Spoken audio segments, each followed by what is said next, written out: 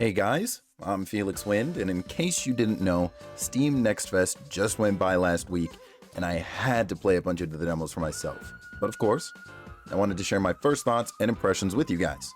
I played roughly an hour of Tales of Kenzera Zhao, and here's how I felt about it.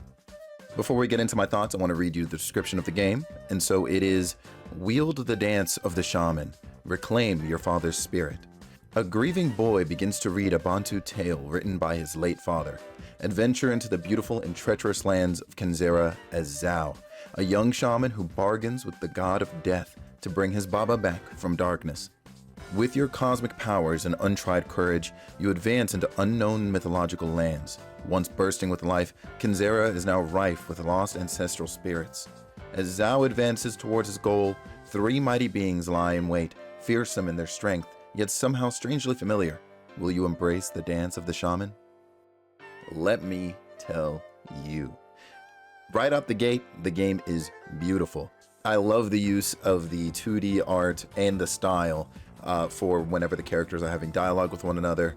The character and enemy models all look really great, fluid, just amazing to look at. The environments also very vibrant, yet at the same time, you know, they give you that sort of mysterious sort of feel to some aspects of it.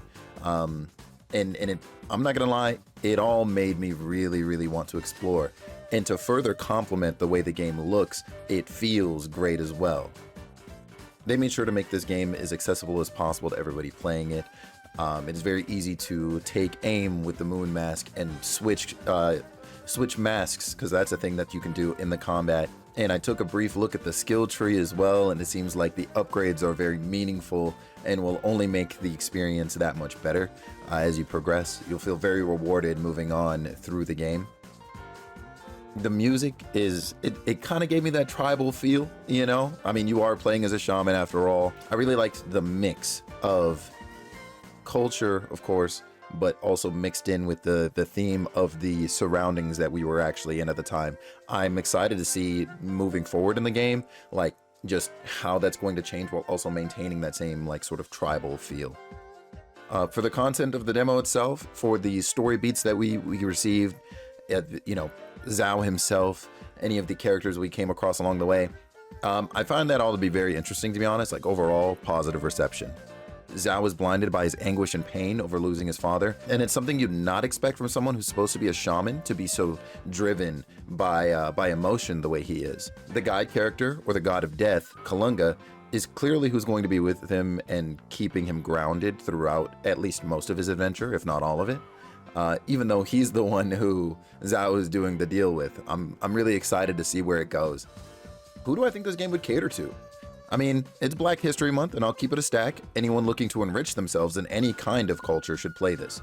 Combat is simple enough to approach with potential for complicated combinations. So for example, you could make an approach towards somebody with the fire mask on, launch them into the air, quickly switch to the moon mask, and get a few shots in right before they hit the ground. I already saw that there was a spot we'd have to return back to, lending to the idea, of course, that this is Metroidvania-like, or maybe I'm just foolish and I missed the trigger for how to access that area in the demo. But I recall this being marketed as a Metroidvania, at least in part, so if you're looking for a way into the Metroidvania genre, I actually do believe that this would be a great entry point. And you take a little culture with you on the way out, right? I love that you can find challenges on the map, and the rewards seem to be unlockables for passive abilities. So at one point, I came across one of these challenges, passed it with flying colors, and at the end, I got the battering stance. And that allowed enemies to deal damage basically to each other if I managed to knock them into each other or with the environment. It was really cool. As for any other little things I noticed, I mean, I loved getting upgrades to the base abilities. Looking at the skill tree, I kind of worried that that would be it. But when I came across the statue and received an ability that would help me with traversal and combat at the same time, I was super excited, because I'd then be moving forward with confidence that I'm going to be running into much more like that, right? Every ability or every reward that you get for completing these challenges, they're going to help you in more than just, I don't know, in just single use cases, basically. And I think that's really impressive. Now, I don't know about you, but I'm actually really excited about Tales of Kenzera Zhao. I remember watching Abubakar Salim.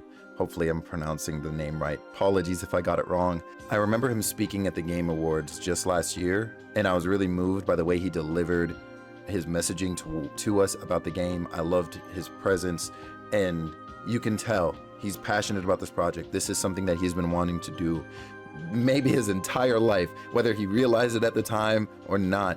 But to see this coming to fruition, hearing him talk about how this game is a tribute to his father really struck a chord with me. 4 years in the making. I know he's got this. I know the team's got this.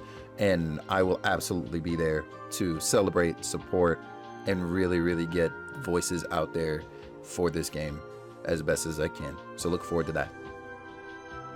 If you liked this video, make sure you like, comment, and subscribe. Tell me if you played the demo, or tell me if you're looking forward to this game. I would actually really love to interact with you guys down there.